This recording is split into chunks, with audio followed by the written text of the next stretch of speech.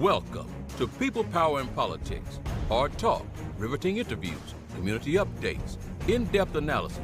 That's People, Power, and Politics. We tell it to you as it is. No holds barred. You are the people, you have the power. We bring you the politics. To listen to our show, be a guest, or to advertise, visit www.pppradio.nyc. That's www.pppradio.nyc. Good day and a warm welcome. In studio with us, we have a very special guest, Jamaican reggae artist, Qyor. So lovely to have you with us. I'm great. How are you? I'm well, thanks for asking. So, can you share the inspiration behind your latest single, Cool Runnings, and how it reflects Jamaican culture? Yeah, my new single, Cool Runnings, the concept behind it is really just allowing ourselves to sing a song about Jamaica that gives off the essence and the vibe more than like specific places to go. And a lot of times you hear people sing about Jamaica, and it's very, listing places that you should go to, and it's very advertising it almost in a very specific way. This is really just about us holding an energy, sharing an energy, having people observe and feel that through song, all that Jamaica means to us, all that it does for us in a very therapeutic kind of way. And that's really what Cool Runnings is about, like how chill we choose to be when we get the chance to, and how we survive through difficult times. Where we're from, we don't need no permission. We don't need no permission to pick mango from the neighbor's tree. It's like that kind of energy.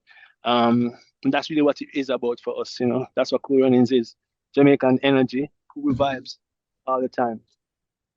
Jamaica is more than just a beautiful tourist destination. Much more. Much more. Your music aims to touch the hearts and provide positivity. How do you hope listeners will feel when they hear Cool Runnings?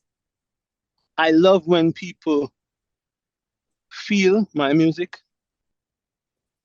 more than listen to it, because we really do listen and hear with what the brain is doing, logic and all these other things, intellect and such. So I love when my music is felt.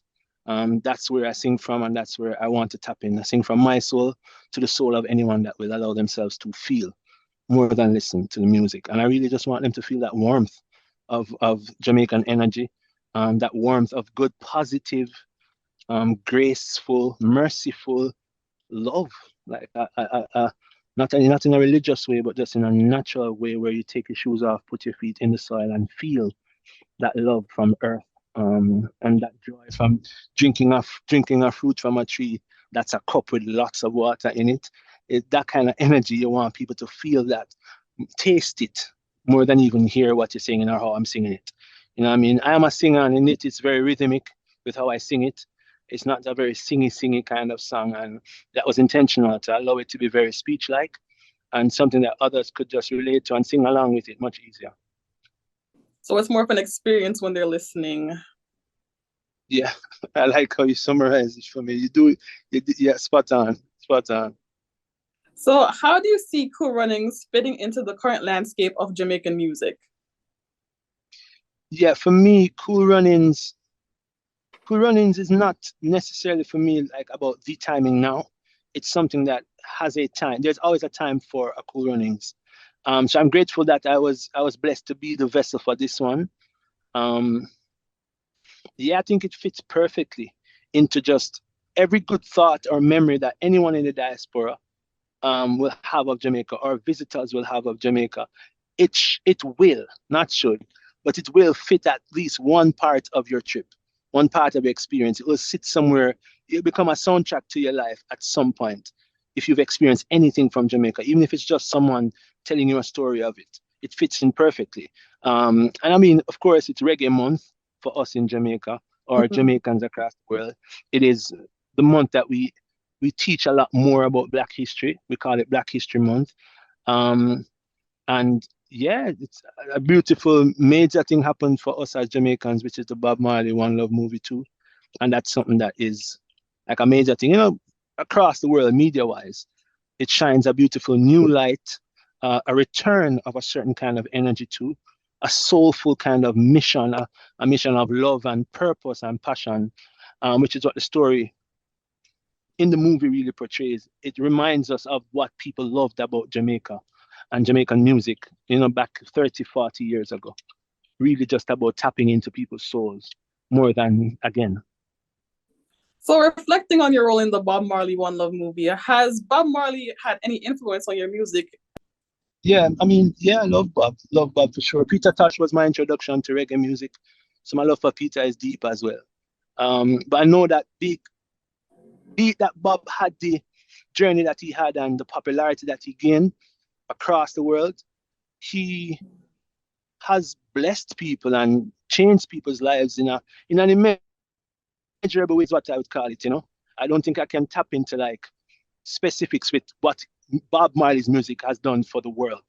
For me, it has pushed me to stay focused on keeping that raw soul kind of energy when I'm singing, no matter the genre, keeping that honesty within myself and what I'm about to sing about, and how I can stand and represent what I'm about to sing about, even when it is something that goes against the popular opinion. You know what I mean? That's something major that I've learned from Marley for sure, and his music. So what was it like collaborating with producer Slyda Di Wizard and Romeich Entertainment on this project?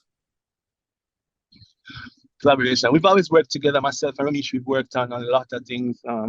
Like 15 years of a solid friendship. Myself and Slyda as well. He's always been around Romeich from them time, and we've always worked on stuff together.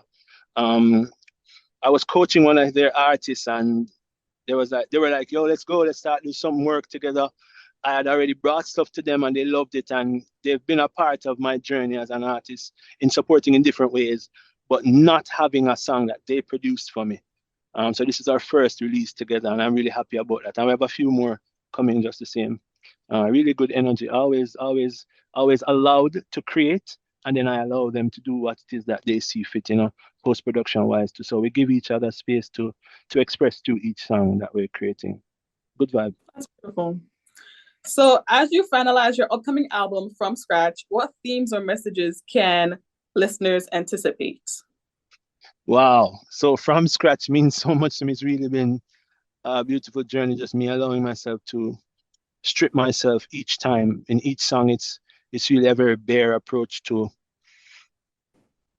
my life. I'm not a very loud speaker. I'm very vivacious when I'm like relaxed and not working, but when it comes to the crowd, I'm an introvert. A lot of times, I think my confidence will come up when I'm on the stage, when I'm singing. That's my joy. That's my extroverted moment. That's it for me. But most of the times, there are a lot of people who don't know a lot about my journey and about how I think and feel about things. I keep my opinions to myself unless I'm singing about it. And from scratch is where I strip myself and show that. So you're gonna see and feel from scratch, the project, a lot of soul, a lot of hope, a lot of love, a lot of mindfulness for sure. Not much of the frivolous energy. It's really about making sure that it is meaningful and mindful of what we want to leave as a legacy in everything that we're doing. Music lasts forever, so the mindfulness is key. Expressing myself, of course, as I said earlier, even if the opinions are not so popular, but making sure that people get that raw, real energy of where I am at this point in my life. So yeah, I'm very excited about From Scratch. It's about to be a really beautiful blessing to the world. I mean, for me to release it, and also for the world to, experience it. So you describe your musical style as exotic soul. Can you explain what this means to you and how it influences your music? Every person in Jamaica is a rare kind. I will say that to you. Like we're just like a ball of unpredictable magic. That's what I find. And I think maybe others would say the same about where they're from. So for where I'm from, I know that every person I meet is an unpredictable ball of just phenomenon. Like that's the exotic energy that we share. We can stand in a crowd and we stand out, even when we're not trying to. And that's what makes me this exotic soul. And when I say soul, my calling is music. It's not much of a profession. It's not about the prize for me. It's always about the climb. It's been about that for me. And I've always been around people who are, winning prizes. I've won a lot of prizes in my life, but it's been more about that for me, the soul expressing itself. And I love the idea of just always, you can see how I spell my name. It's Qyor.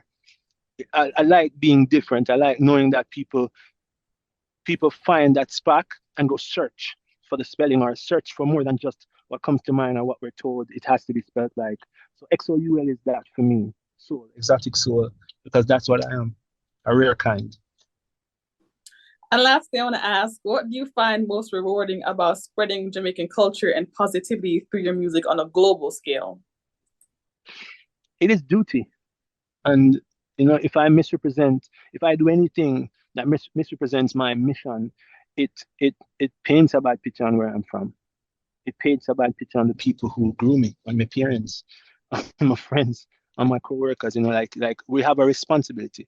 They call it social responsibility. For me, it's just a spiritual responsibility. Like it's my duty to do the best I can, to be honest, to the things that I want. Again, even when it goes against popular opinion, but also making sure that with everything that we're doing, we can see much more than just what's happening now, and make sure it can benefit a greater purpose all the time. And that's a part of why I'm always happy to show my Jamaican side. A lot of people don't necessarily love the fact that, oh, you're doing soul, but you're not doing enough patois, or you're not doing this. No, Jamaican culture is much more than the things that we want to crack a joke and use as an icebreaker. Man, our culture is much more than that. Like, be okay talking about different things that make you Jamaican other than just locks on my head and marijuana and right rum, and it's so much more. And it's a duty for me to make sure that we share that part of it, because we're not all the same. Out of many one, and that's what we are, right. Jamaican. More than oxtail and curry goat. More than oxtail and curry goat. So I wanted to ask, where can everyone stream and listen to Cool Runnings, and where will they be able to find your From Scratch album? All right, so I'm learning how to ask everyone to go and subscribe. So my name is Qyor everywhere. You can follow and find me, follow the magic everywhere, find the music everywhere. Subscribe to the YouTube. We'll be showing that we have a music video there on the YouTube page. Give thanks for that visual that's kind of been out there, kind of sharing the energy. The music is out on all digital platforms, so Spotify, Tidal, iTunes, list them all. We're out there. I am Qyor everywhere. IAMQYOR everywhere. You'll find me. Thank you so much. Yeah, man, I appreciate you so much. Thank you. People, power, and politics. Hard talk, riveting interviews, community updates, in-depth analysis. That's people, power, and politics. We tell it to you as it is. No holds barred. You are the people, you have the power. We bring you the politics. To listen to our show, be a guest, or to advertise, visit www.pppradio.nyc. That's www.pppradio.nyc.